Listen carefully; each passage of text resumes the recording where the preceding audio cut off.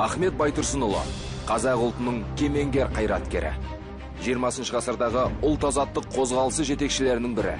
Ақын, ағартушы, түркітанушы ғалым, аудармашы. Тұңғыш жалпыұлттық қазақ газетінің іргесін қалаушылардың бірі. Қазақ тілі әліпбиін жасап, қолданысқа енгізді. Ахмет Байтұрсынұлының әліпбиін Қытай, Ауғанстан және Иранда тұрып жатқан қазақтар әлі күнге дейін қолданады. Алаш қозғалысы жетекшілерінің бірі. Алаш автономиялық үкіметінің мүшесі.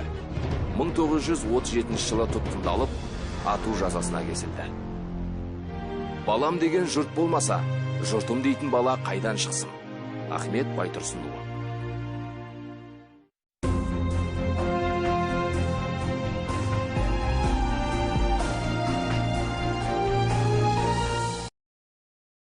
Ахмет Байтұрсынұлының Алматы қаласындағы мұражай үйі 1993 жылы жылдың 19 қыркүйегінде музей үйдің қайта жөндеуден соң салтанатты түрде ашылды. Музей үйі 1,5 қабатты 4 бөлме және 1 бөлмелі жертөледен тұрады. Үшеуі көрме залы, 1 бөлме Ахметтану дәрісханасы. Жертөле музей мен қоғамдық қор қызметкерлерінің кеңсесі. Музей үйдің қорында ғалым өмірі мен шығармашылығына қатысты 500-ге жуық деректі ресми құжаттар, 300-і мемлекеттік мұрағаттан алынған телнұсқалы құжаттар, 12 жеке суреті, 27 ұжымдық деректі суреті бар. Музейдегі Байтұрсыновтар отбасына тиесілі құнды жәдігерлер. Бұл заттар Ахмет Байтұрсыновтың жұбайы Бадрисоваға тиесілі. Оның шын аты Александра, әкесінің аты Иван. Әкесі қазақ жеріне аласапыран тұста Орал жақтан Қостанайдың Аманқарайынан қоныс аударған. Қостанай өңірінен қатысты Әулиекөл деген жерде қорықшы болып отбасын асыраған. Нәсілі орыс, Александраның мұсылман дінін қабылдаған. Саналы өмірін қазақ жұртының тілі, ділі, жері жөніндегі жұмыстарға арнап өз өміріне 5 рет сотталып, 2 рет жер аударылған тұлғаға қатысты құнды деректер мен орыс, қазақ, ағылшын тіліндегі жинақтар музейде сақталған.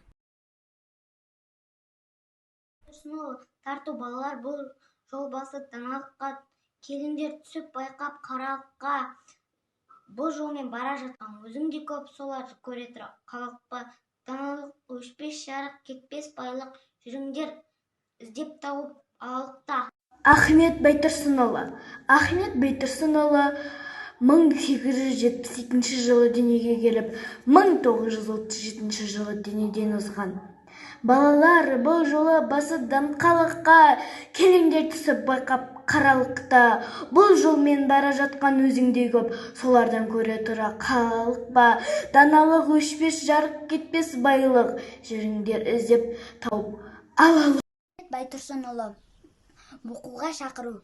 Күн ашық, тоғайлар шат, жын орман ойланып, жан мақұлық түнде қонған шығады. Тоқылдақтың тоқ-тоқ дауысы, сайраған сарғалдақтың сыңғырлаған. Өзенде балық солар ау қарап жүр. Тоғайда орақ дауысы, сан шын орған. Алла лап ал кітапты қолдарына, қолдарын құдай сүймес жалқау болған. Ахмет Байтұрсынұлы жазушының қанағаты. Бұл сөзді біреу алмас, біреу алар. Құлағын біреу салмас, біреу салар. Теп-тегіс көпке оңай емес, кейіне жарамаса кейіне жарар.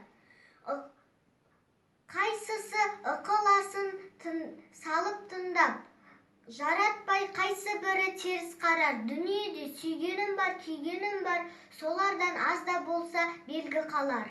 Оқуға бар, жатбақ қарап, жуынып кейінде шапшанырақ.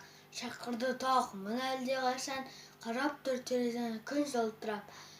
Адамда ұшқан құста жүрген анда, жұмыссыз тек тұрған жоқ ешбір жанда.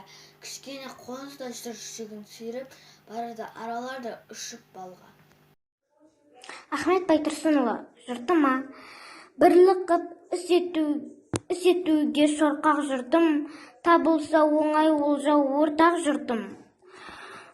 Сияқты қара қарға шуылдаған, үрейсіз қоян жүрек қорқақ жұртым.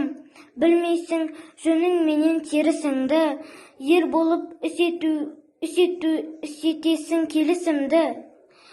үміт қып бәйге атындай талай қосып байқадық шабыс түгіл жерісіңді.